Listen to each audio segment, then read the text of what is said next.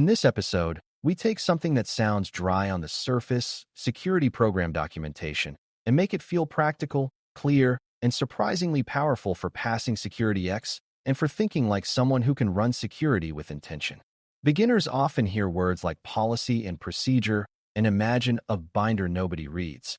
But in security, those documents are how an organization turns values into repeatable actions.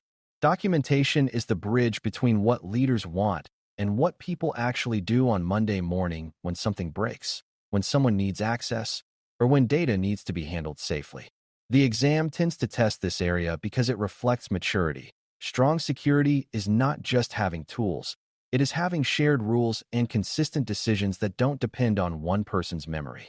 We are going to separate 4 commonly mixed-up document types, explain what each one is for, and show how they fit together so you can quickly recognize them in questions. We will also talk about common mistakes, like writing documents that are either too vague to be useful or too detailed to be followed, and we will connect documentation to real outcomes like audits, incident response, and risk management without getting lost in implementation details. Before we continue, a quick note. This audio course is a companion to our course companion books. The first book is about the exam and provides detailed information on how to pass it best. The second book is a Kindle-only ebook that contains 1,000 flashcards that can be used on your mobile device or Kindle. Check them both out at cyber.author.me in the Bare Metal Study Guide series. Start by holding one simple idea. Documentation exists to reduce guesswork, and guesswork is where security breaks.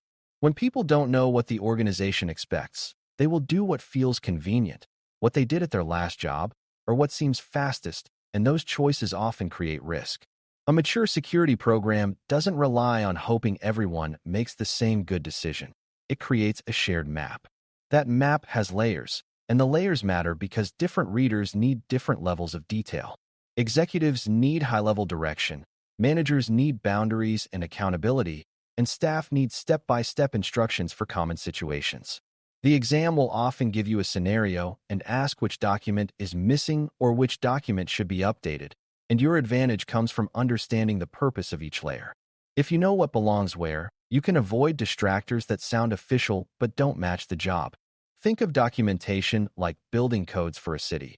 You don't want every citizen writing their own rules about electrical wiring, and you also don't want the mayor's office writing instructions for how to twist every wire. You need the right rule at the right altitude. A policy is the top-level statement of intent and expectation, and it answers the question, what must be true? Policies are about direction, responsibility, and broad requirements, and they tend to be approved at a high level because they represent the organization's stance. A policy might state that sensitive data must be protected, that access must be approved, that systems must be monitored, or that incidents must be reported within a certain window. Notice that those statements are not telling you exactly which button to press or how to configure anything. They are telling you what the organization is committing to.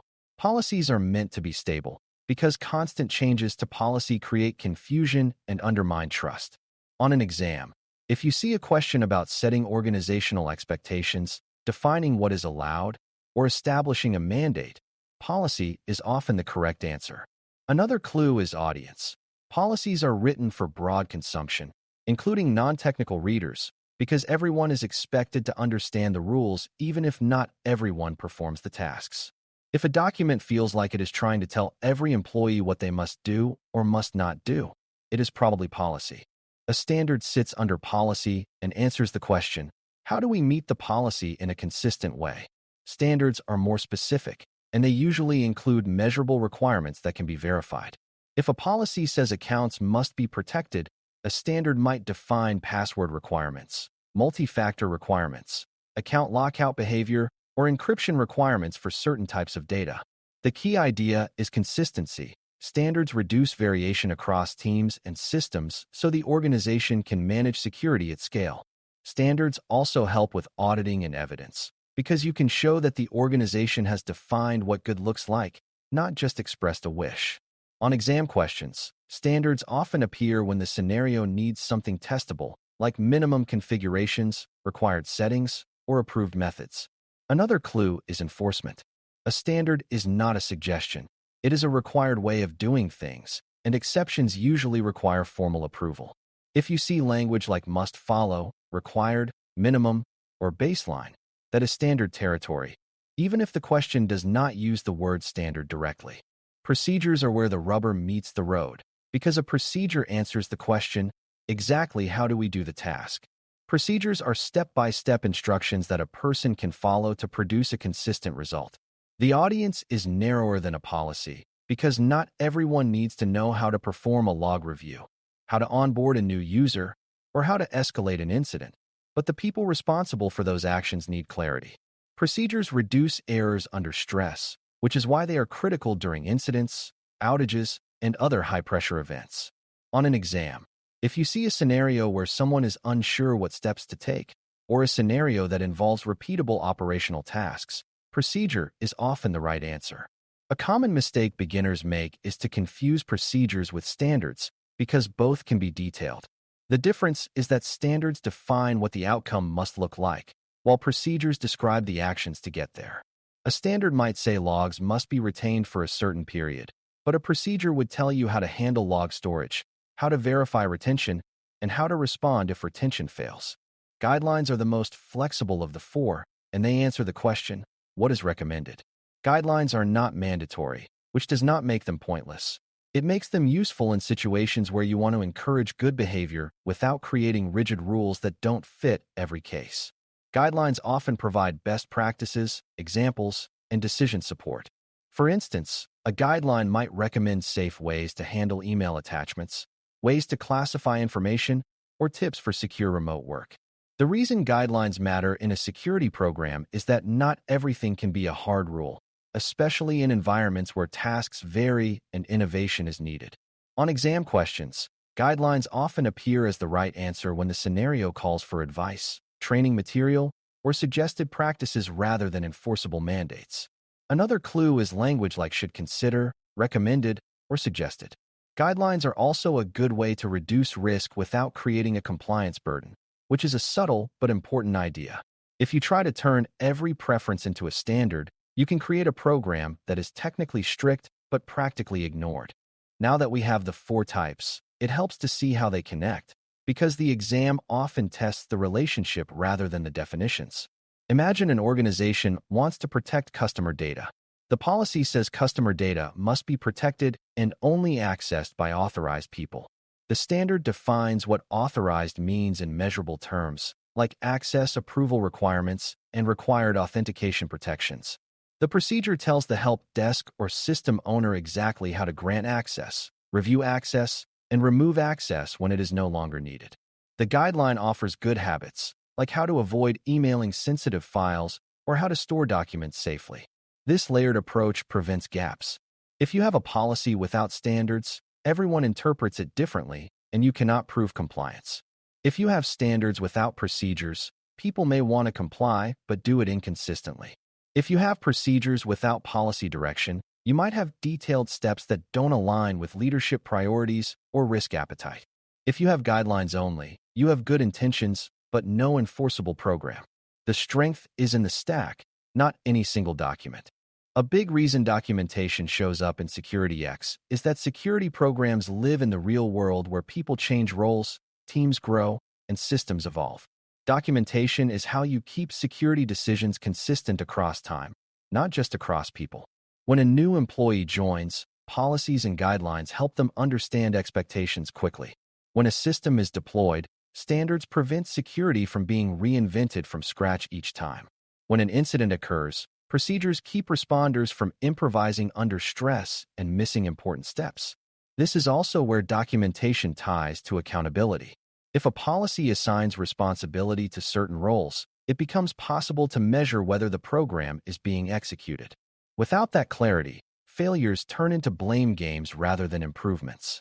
On the exam, if you see a scenario about improving maturity, reducing human error, or making security repeatable, documentation is often the invisible answer behind the visible problem. You are not just writing words. You are designing a system of expectations and actions. It is also important to understand what good documentation looks like, because bad documentation creates risk. One failure pattern is vagueness, where a policy says something like protect data appropriately, which sounds nice but gives no guidance, no scope, and no accountability. Another failure pattern is over-detail, where a policy tries to include procedural steps and becomes so long and technical that nobody reads it. A third failure pattern is contradiction, where one document says one thing and another document says the opposite because updates were not coordinated. That contradiction is especially dangerous during audits and incidents, because people will choose the version that is easiest or most convenient, and the organization loses control of its own rules. Good documentation is scoped, clear, and aligned. It uses consistent definitions, it identifies the audience, and it is reviewed on a schedule. On an exam, you might be asked what to do when documents are outdated or inconsistent, and the best answer is usually to update and align the documentation rather than just training people harder. Training without clear rules is like coaching a team without agreeing on the rules of the game. Another common misconception is that documentation is only for auditors and that it exists mainly to satisfy compliance requirements.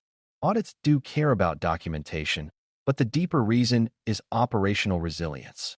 When the organization faces a stressful event, like a breach, a ransomware incident, or an insider mistake, documentation can prevent chaos. A well-written incident response procedure can reduce hesitation and improve coordination. A clear policy on reporting incidents can increase the chance that problems are surfaced early rather than hidden. Standards around backups and access controls can reduce the blast radius when something goes wrong. Even guidelines can matter, because they shape day-to-day behavior that either increases or reduces risk over time. So documentation is not paperwork in a vacuum. It is a control system for human behavior. On SecurityX, you are being tested on whether you can recognize that control system and choose the right lever when a scenario shows a gap. If the gap is expectation, you fix policy. If the gap is measurable baseline, you fix standards. If the gap is execution steps, you fix procedures. If the gap is habits and advice, you add guidelines. Let's add another practical lens: documentation lifecycle, meaning how documents are created, maintained, and retired. Beginners sometimes think documents are written once and then stored forever, but security changes too fast for that. A simple lifecycle includes drafting, review, approval, communication, training where needed, and then periodic review. Periodic review does not mean rewriting everything constantly. It means confirming the document still matches reality, technology, and organizational priorities. If a standard references an old technology that is no longer used, it becomes meaningless or misleading. If a procedure tells people to contact a team that no longer exists, it slows response during critical moments. If a guideline recommends a behavior that is now impossible due to new workflows, people will ignore it. The lifecycle also includes version control, so people can tell what is current, and exception handling, so the program can be flexible without becoming inconsistent. On exam questions, when you see confusion about what the current rule is or inconsistent behavior across teams, the root cause might be poor lifecycle management rather than a lack of security tools. Documentation also has to be written in a way that matches how humans actually read. Security writing fails when it uses vague language, overloaded jargon, or endless sentences that hide the point. A good policy uses clear terms and defines scope, like which systems, which data types, or which users it applies to. A good standard uses measurable requirements, so compliance can be checked without guessing. A good procedure is organized around actions and includes enough detail that two different people could do the task and reach the same result. A good guideline offers realistic suggestions, not idealized behavior that nobody can follow. For beginners, a helpful mental model is that policy is a rule, standard is a measurable requirement, procedure is a recipe, and guideline is advice. That model is not meant to be cute. It is meant to be fast. On exam day, speed comes from being able to categorize quickly, especially when distractors try to blur the lines. To connect this back to SecurityX success, think about how questions might be framed. You might be asked which document establishes management intent for security controls, which document defines minimum requirements for system hardening, which document tells staff how to perform an access review, or which document provides recommended best practices for remote work. You might also see questions that test the order of creation, where policy typically comes before standards and procedures because you need direction before you define details. You might see scenarios about exceptions, where a standard is too strict for a special case, and the best practice is to handle that through an approved exception process rather than ignoring the standard quietly. You might see scenarios about alignment, where a policy says one thing but procedures do another, and the correct action is to reconcile them. In all those cases, the exam is really testing whether you understand documentation as a functioning system. When you treat it as a system, you can reason your way to the best answer even if you have never seen that exact scenario before. As we wrap up, the main takeaway is that security documentation is not about filling shelves. It is about making security decisions repeatable, measurable, and understandable across an organization.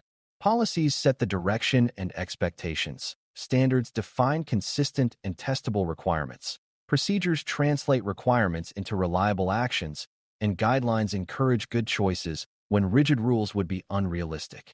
When those layers are aligned and maintained, security becomes less dependent on individual heroics and more dependent on a stable program that survives turnover, growth, and stress. For SecurityX, this topic matters because it shows up everywhere. Access control, incident response, risk management, compliance, and day-to-day operations all depend on having the right rules written in the right form.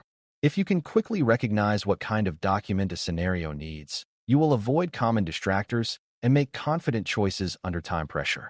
Most importantly, you will start thinking in a program mindset, where security is not a collection of one-off fixes, but a managed system of expectations and actions that people can actually follow.